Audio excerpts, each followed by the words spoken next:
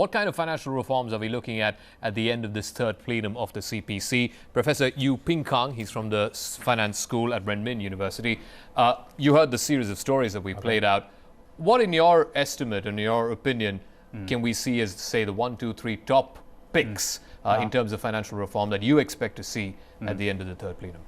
Well, I mean, there's a lot of discussion and proposals circulating before the meeting. That's right. I think that of course, we will have specific areas to be discussed for reform. But I think that overall, the content, the objective, is to inject competition mechanism into the market dynamics and to channel credit into the small and medium enterprise. But for several areas, I think that there are 4 areas that people are expected to see.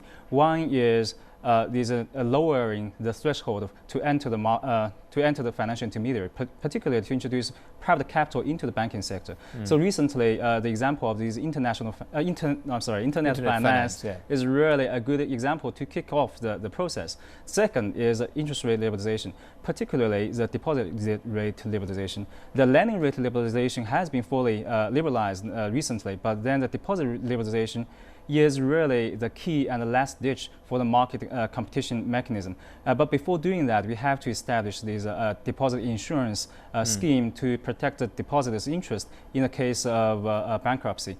And then the third is to liberalize the capital account, but this one we have to be done gradually in a very cautious process. The fourth one is to establish this multi-layered, diversified capital markets to serve the need of small and medium enterprise. Oh, let's take, for example, the thing that concerns the banks, whether it's interest rate liberalization, deposit rate liberalization. Okay. I mean, obviously, all of this is going to run into huge opposition from the established state-owned banks. Right. Here in China, the big 4 banks, the big 4 state-owned banks control more than 50% of the market. Why would they be encouraging of these reforms?